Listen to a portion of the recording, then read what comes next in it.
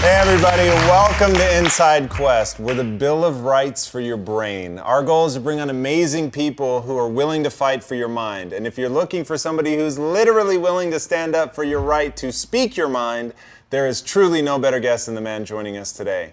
This Liberty City native is a seemingly born entrepreneur who began his career by throwing impromptu house parties while his parents were still at work. I love that. Showing a keen understanding of the principles that drive any successful business, he turned the house parties into profit centers by renting a Pac-Man arcade, which he stashed in his parents' utility shed, and by selling homemade drinks and snacks.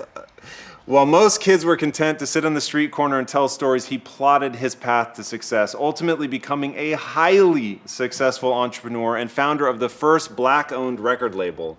In the late 80s, leveraging his skills as a concert promoter and shrewd-ass marketer, he burst onto the hip-hop scene as the frontman for the controversial and wildly successful group 2 Live Crew, proving that independent labels could control their own destiny and thusly paving the way for the bevy of artist-owned labels that exist today. His racy lyrics and refusal to ever back down from a fight, even one with the US government, however, would eventually change the course of his career and make him the poster child in the fight for freedom of speech, a fight he would ultimately take all the way to the Supreme Court, where he eventually won a groundbreaking case that served to strengthen the First Amendment.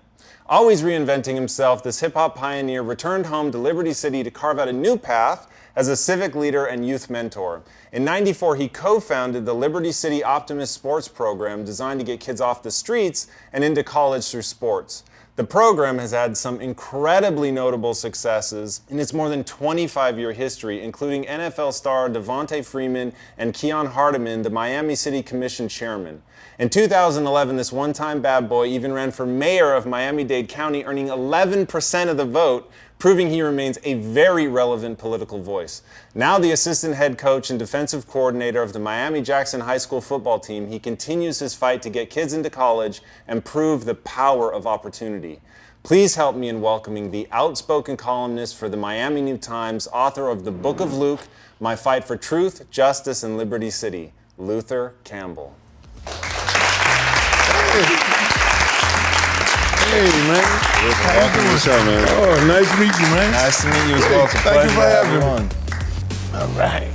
So your mind works in some pretty incredible ways. Reading your book, which is an utterly fascinating tale of what at least to me seems to be a born entrepreneur, somebody who just very early on really understood the mindset to go beyond being somebody else's employee and to really take control of their life. How did you get that instilled in you? It's pretty shocking how early it started. Well, I mean, my mom Bahamian, my dad is Jamaican, and we come from a working family, household, 4 brothers, I'm the 5th one. Everybody is, we always talked about being an entrepreneur. My dad, he owned a little barbecue stand. At the same time, he owned, he was a custodian at the school. So, my mom, she was independent, being a beautician. If she don't go to work, she don't make any money. So she kind of instilled into all of us that attitude about, being something better than just, a man who's working for, the other man. And you said that your parents, being islanders, had like crazy work ethic. How did they instill that in you? Because obviously your whole family's hard workers. Yeah, if you want money to go to the high school dance, you had to clean screens. You had to go in the backyard. Everything that you wanted, you had to work for. You were automatically given three pair of pants, 3 pair of shirts for the whole year. And anything else you wanted, you would have to go and work for it. And make money to do things, buy other things that you may have wanted. Right. And so that's basically how our household was. I definitely recommend everybody read the book. It really took me by surprise. So I was the demographic of people that took that first album from 2 Live Crew. It was such a part of my youth, and it was so like risque. You're not allowed to have it, which made it all the more like enticing for kids.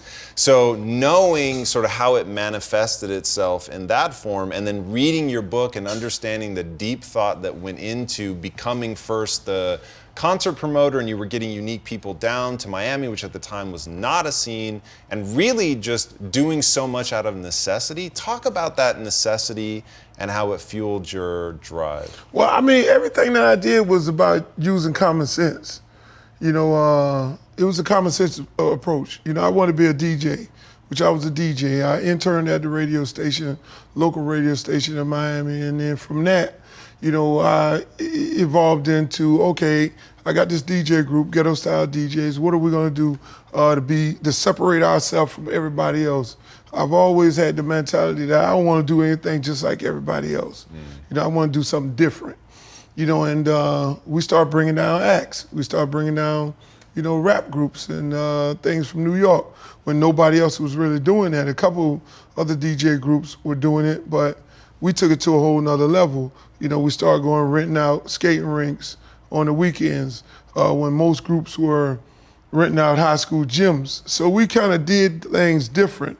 And then when I brought all these different groups down to Miami, everybody had the same thing in common. You know, they had these horror stories that they were talking about with the record companies not supporting them, not paying them any money. And unfortunately, you know, Two Live Crew was one of those groups that came down and they was like, look, man, you know, help us out. You know, whatever you could do. And I was like, I'm gonna help some guys out that's in the Air Force. You know, you contractually obligated to the armed forces. And eventually, you know, and I didn't want to be in the music business. You know, and like I talk about in the book, you know, I wanted to be, you know, a concert promoter after I started being a DJ, saying, oh man, I like this concert promoting thing more so than DJing. This is another level to the DJing. And before you know it, I ended up in the business, not knowing how I got in the business. You know, I put the record out, took my money and put it into the project. And I was like, I like this. I might want to do this instead of, you know, hustling concert tickets. And so I got stuck into the music business. How many times did people tell you that something was impossible? In the book, you, like, when telling that story in the book, you go through so many, like, oh, they said we couldn't get the acts down, and then it was, okay, you got the acts down, but you couldn't own the record label. We owned the record label, and then it on and on and on. How often did you hear that? I heard that from day one. You know, I couldn't be this. You can't be that. You're not gonna be successful. You're gonna end up either in jail or in the grave. You know, and where I come from and where I was raised up is it's a lot of naysayers. There's a lot of people telling you you can't be this, and that is why I'm so much into young people life in Miami. That's why I never moved out here to California, because I think these kids need to be inspired by somebody that looked like them, who live in the same neighborhood, who did some of the crazy things. You know, so I've did everything that some of these people have done in their life, but I was able to, you know, change my life around because these same people were telling me I wasn't gonna be anything in life. And then, but once I put my mind to it and I said, hey, look, you know, we could be smarter than this and take it to the next level. So, you know, it's a beautiful thing. Yeah, and that's one of the things that I really liked about the book and drew me in a lot was watching somebody going down a path, because you tell it in real time, right? So you feel like you're sort of there with you at that moment. You're talking about, you know, here I am, I'm selling marijuana. I know it's not what I want, and it wasn't what you wanted because you kept calling it a dead end, right? Like that doesn't lead anywhere. And I have this concept, this vision of what my life could be, and I need to make that real. Like I need to take the steps to actually make it real. And one of the most interesting things in your story for me, I'm sure for you, it was just sort of an afterthought, but it really showed me somebody that had intention. You wanted to become a DJ, so you actually go and take a class on the basics of audio recording and remixing, and I could just feel the intention. But yet there was nothing in your environment that would lead somebody to believe this guy goes, okay, education is critical.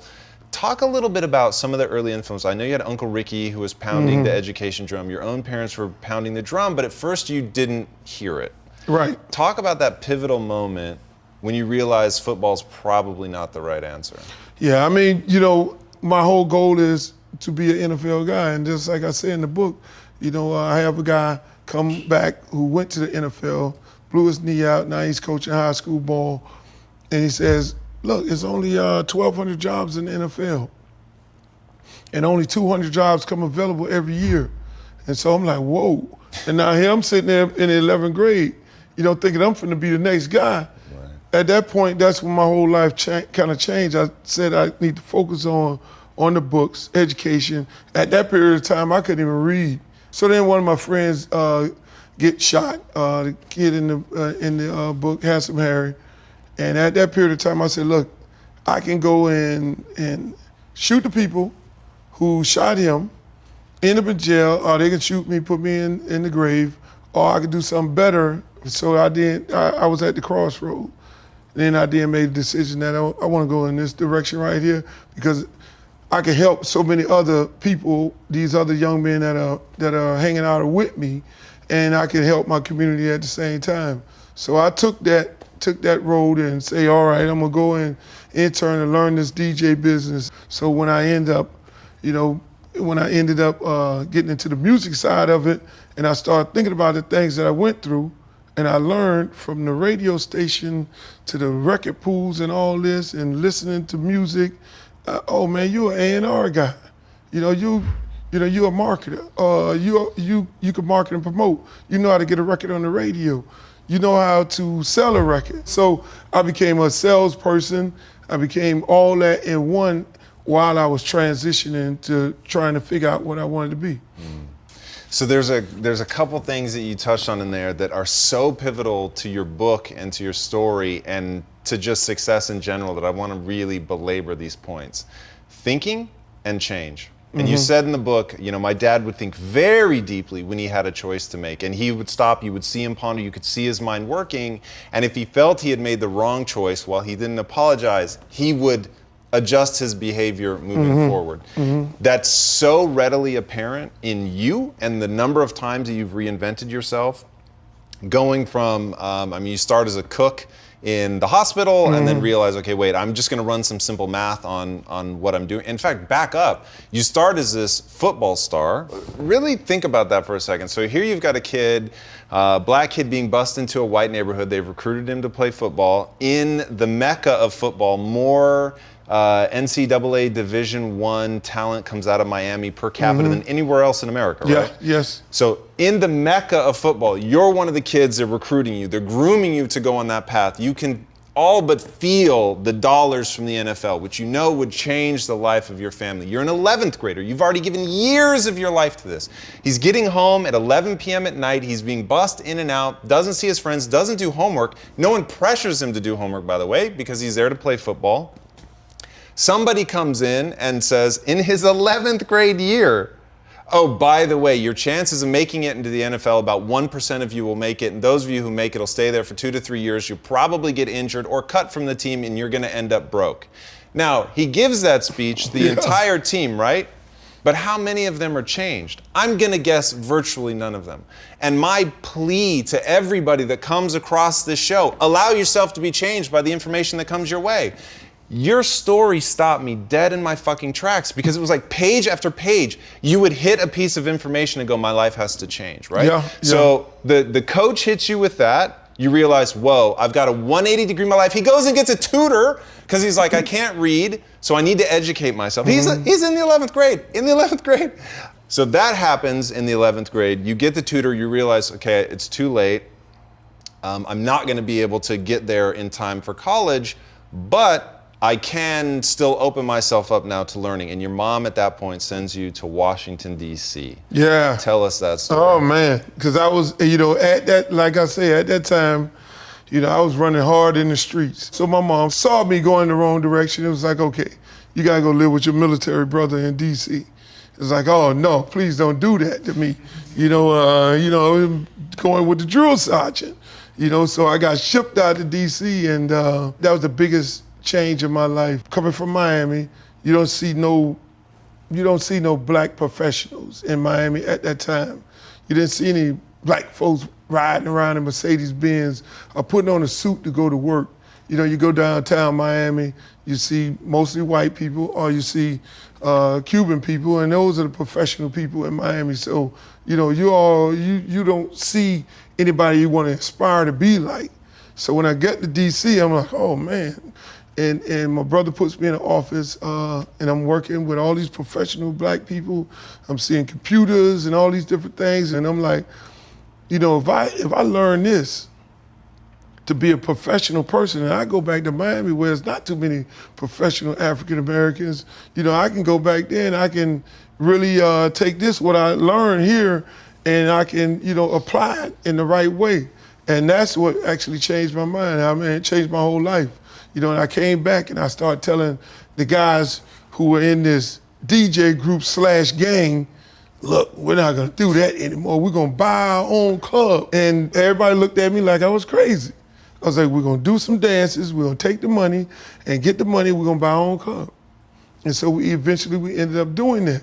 We bought our own teen disco, called it the Pac Jam Teen Disco on 54th Street and 12th Avenue. So we became entrepreneurs, you know, with the mentality of, you know, the things that I learned from DC about being business, being about your business. And I just took that whole approach, and from that point on, it was all about business for me. It was about, you know, expanding, you know, adding on to the business, being diverse. You know, even when I started the record company, I was like, okay, they just think I'm a booty shaking record company. I'm gonna do R&B, so I go find the group H-Town from Houston, and then it's okay, well, we gotta be more versatile. Go get a gospel group, you know, from Chicago. And okay, well, I'm not complete because I'm from Miami. And the only way I'm complete, if I'm really, really Miami, I gotta find a Cuban artist. So then that's when I go find Pitbull, and I discover him and put him out, and then I say, okay, I'm really complete. I don't have to do this no more. Now I got R&B, I got rap, I got hip hop, I got Dirty South, and I got a Cuban artist. So, you know, at that point I was like, okay, what else can I do? Right. It's that notion of thinking and change again. Like hearing you tell that story about going to DC, and I just think how many people encounter a similar environment and don't change. And the reason this is so important to me, and the reason that I'm really gonna belabor this point. Somebody sent you somewhere, right? Didn't your mom send you? I mean, once you had that 2 Live Crew album in your house, that was the beginning of everything. They knew great something was going on with right? you that was really, really wrong. We gotta get this kid somewhere safe. Yeah. Yeah. Yeah, so one of the reasons that I started the show was specifically to introduce people to somebody from all walks of life, because I think people think success is the only thing that breeds success. And I think sometimes successful people come from very successful backgrounds, and it's sort of obvious that, you know, they go through the system, they go to an Ivy League college, they go on to be a banker, whatever. That's a real path, and it does happen. Certainly was not my path. Clearly it was not your path. But was there something that, in fact, forget what was said to you, what do you say to other kids to prime their minds to be open to really think about the world around them, about what they're seeing, so that if they went into their version of DC and looked around and saw something new, that they would react accordingly? Let me tell you, I have this conversation all the time with the kids and adults. So I tell people, find what you like to do right now, you do it. That's not necessarily where you might end up at, because you'll be in that space. I'll be working here at this studio right now as a cameraman, and I want to be the cameraman. Then before you know it, I want to be the producer. Then I want to be the director. Then I want to be the host. You know, and I tell people, you know, the best education is to learn from people who have been through different things, and just suck up all the knowledge. And that's what I did. I sucked up all the knowledge from the old people, because the old people already went through something to get to where they at. Yeah, the part to that I fear is missing in a lot of people is that willingness to change. You've given 2 examples today that would have stopped 99.99999% of people confronted with the exact same thing. So you go to DC, you come back, you realize I need to be an owner of my own business. Guys, we're no longer, and if you knew the real stories behind like these battles between DJ groups, it was like 25 on 25, people with chains, like fighting over who was going to get to play the park. Yeah, and right? if you don't play, crazy. you shoot the park up and stop it all. That's crazy. So like, oh, shit. You come back from DC realizing, okay, that's not the game we're playing anymore. Now we're gonna own this own club. You would have sounded like an alien, right? Yeah. Like they would have been like, what are you talking about? It is so foreign to what they know and such a divergent change that would trigger every insecurity they have. And to you, it's common sense, right? You started by saying that. You started by saying everything I've done in my life has been common sense. It's all common sense. Let me tell you, I mean, a lot of people think they have it, but everybody wants to be like somebody else. You know, even, it's always, you know, a guy bring a song to me, or it sounds a little bit like Drake, but he's a little bit like this one, and a little bit of, no. Well, just be yourself. Right. You know, so a lot of people are so scared to be themselves and just do what they want to do. It was so foreign to have a rap group from Miami, a record company. Here I'm selling millions of records, and it was still foreign to other companies. It was foreign when I did a video with girls on the video, you know, at the beach, in bikinis, you know, while everybody was doing videos in the front of trains and paint on the wall. We were like, that's foreign to us. I'm like, okay, I'm showing Miami, I'm doing me. You know, and I'm not going, no, well, you need to go to New York and shoot these videos in the front of the painting on the wall. No, I'm from Miami, I'm gonna do me. You know, we're gonna do girls in bikinis, this is what we see every day, you know, in the MTVs, BETs, no. We can't play no videos with no girls with bikinis on. Are you out of your mind? And then that's when the box come around, video music box. Video music box, it come based out of Miami, pay to look at the video, they play my videos. And all hell breaks loose then. Then the world got introduced to what we were doing, and it pretty much basically changed the whole look of the music business. How much of your success do you think is born of how stubborn you are? A lot of it. You're not gonna tell me, no, I can't do anything. Can't is not in my vocabulary. I tell my son every day in the house. Say, oh, I can't do no, because that's what was, I mean, you would get beat in my house. My dad would beat you with a belt. Because he knew it wasn't useful. No, you can't, there's no can't. No, the can't was not in our vocabulary. You cannot say can't in the house. I feel the weps right now. But no, that is just, you know, and when anybody would tell me, oh, you can't do this, you can't be this. And I tell them, oh, yes, I can. And that really makes me focus on what I want to do. And so that makes me stubborn. I'm stubborn. But I just, you know, I like challenges. Yeah, it's pretty incredible. And I don't use that word with any derision. Like it's incredibly powerful. And to have lived through the era when you were fighting the court battle all the way to the Supreme Court, everybody was asking, like, why push it so hard? Nobody's coming to your aid. You're doing it all alone. Mm-hmm. Even though so many other people, the entire music industry is going to be impacted by the outcome, yet you stood alone. And stood and kept fighting and kept going and pushing it forward. It's, I'll use the word grit. It was a phenomenal case of grit. Yeah, it was that stubborn thing again. Because I could have had about $3 or $4 million in my bank account if I didn't fight those fights. You know, I mean, you know, it was that stubbornness of saying, oh no, you can't sing these songs.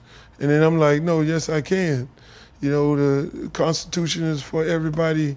You know, there ain't no separate constitution here, you know, for rappers, African Americans versus everybody. You know, hey, look, it's freedom of speech.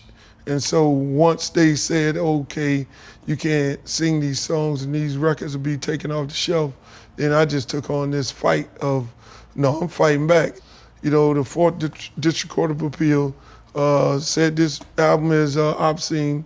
I could have left it like that and just went on about my business and not do any kind of music like that. I'm going to appeals court. We're going to appeal this because I already know if it becomes case law, then at the same time, it would define what hip hop business is today or any music period. Nobody couldn't be able to say the things that they're saying on the records right now, because you would have, things that would set precedent and use that same case law against any other artist. And it wasn't really about the money. I say, I came from nothing. I'm already winning right now. Hey, look, I'm supposed to either be dead or in jail. You ain't gonna tell me I don't have the freedom of speech or the right to say the same thing that Andrew Dice Clay is saying, that Playboy television show is saying, and that you have in the magazines. It became bigger than that for me. And so I took on the fight, and I'm happy that we won. And it was two important cases, and I talk about it in the book. It was one, the parody case that would have ruined the entire comedy business, because most comedians do parodies. Right. When they make fun of people. Saturday Night Live and all those, that would have been done. Those shows would have been over with. So that was the one case, the parody case that went to Supreme Court. But the one that we won in the Court of Appeals, that we got appealed, was whether the lyrics were obscene. The one in Broward County. The one in Broward County. Once we got that overturned, then now there was no more precedent that would have been set to be able to go after other groups like the Lil Waynes and the Rick Ross, all these other artists that are doing explicit lyrics. So once we won that kind of saved hip hop for what it is right now, protecting that First Amendment, and then the parody case pretty much kind of, saved the comedians and allowed them to continue doing parodies the way that they want to do them. So talk about what you're doing with the Youth League, which is a pretty profound way to point your talents. Knowing what I knew from high school, always, said, okay, one, I don't want to get bused to Miami Beach again. I don't want no kids to be put in the same predicament that I was put in. You get up 5 o'clock in the morning, you get on a bus, you travel to Miami Beach, 45 minutes, you go play football at the youth program, at the parks, you come back home, you get home 11:30 at night, you got no time for no books, they're just passing you along because you're a good football player and they want you over there to play football. So I always said, in that 11th grade year when I decided I'm stopped playing football, I need to focus on education and figuring out what I want to be. I said that if I ever get 2 cents over my lunch money, I'm not going to allow any other kid to be put in this same predicament. So when I did get some money, I did 2 things, and I talk about it in the book. One, I bought my mom a house. She didn't want to move. It was hard getting her to move. I bought her a house and bought my dad a car, bought him a new car, and then I took some of my other money, and then I started my youth program at Charles Hadley Park, and this is our 26th year right now. We got a brand new building we getting built, a $6.5 million building by one of the kids who played in the program. Commissioner incredible. Hardiman, now he's the chairperson that you mentioned, and so it's just it's a beautiful thing. And I said when my career kind of died down, I'll go back and start coaching at my program, and died down, I started coaching at the program, and that is how I started coaching the kids, the Devontae Freedman, the Darrell Estridges, and all those kids of the world. Had me rocket scientist, what can I do? And I'm okay, all right. We're losing so many kids to the streets in the program. We got some that are successful, but a lot of them are dying. Gun violence or whatever, and now I'm saying, okay, these kids are not like thugs when they're in the program. When they get to high school, for some reason, they get around the wrong people. So then we expanded the program. That's how I ended up coaching high school football. So we started taking them around, which we've done, for the last 10 years, take them to different colleges in the summer on college tours. And they'll go do a college camp, stay in the dormitories, see kids that look like them from the area that they're from, open their mind up. We don't have to tell them to get your books because they see exactly where they want to go. It became the same mentality that I had to go through when I left and went to D.C. My world opened up. And so that's what we do with these kids right now, because they live in this box of the neighborhood, the hood, 2 blocks. This is our hero, this thug here, this killer here. I do want to be like one of the football players, but until you take them and put them on a college campus and they see other football players and other students walking around that look like them with dreadlocks, they go back, the whole world is totally different than what it is. And that's how we've been able to become successful, getting over 90% of the kids that are in the high schools and 85% of the kids that come out of my program in the colleges and universities and getting degrees. Yeah, it's really incredible. I love that you don't just feature the sports successes, even though it's a sports program, but showing kids that there's another path. I love that. What's your definition of a life well lived? A life well lived? Well, when you're young, you just, before you get married, get it out your system. So you live that life, you get comfortable with where you're at. You go in, you do business, you set your nest egg, you become the person you want to be. If you want to be a good janitor, be a great janitor. No problem. My dad was a great janitor. He loved every day going to work. He took us there. And I was like, nah, I don't want to be no janitor, boss. You like doing this, but I don't. But he was happy. Right. My mom was happy, being a great beautician. She loved it. She went to work every day. So if that's what you want to do and that's what makes you happy, do it. But if you want to do some other things in life and you want to own your own business, don't ever let nobody tell you no. So I tell people, don't worry about people telling you can't be something. And if you do go and you become successful, you fall on your face. I got broke at least 5 times. Went through chapter 11s and all that. It wasn't a problem because I had the confidence in myself, because my parents always told me, if you're broke in the mind, you're always gonna be broke in the pockets. But if you're smart and you're rich in the mind, you will never be broke in the pockets. So I always lived off of that. I'm always smart, I can make money all day, that's easy. What I'm saying? But who am I gonna help along the way? And so that's what I try to do. I'm more so into helping people. While I was on the plane riding 6 hours, I wrote down the things that I get paid for. It was 5 things that I get paid for, and there's 12 things that I do for free.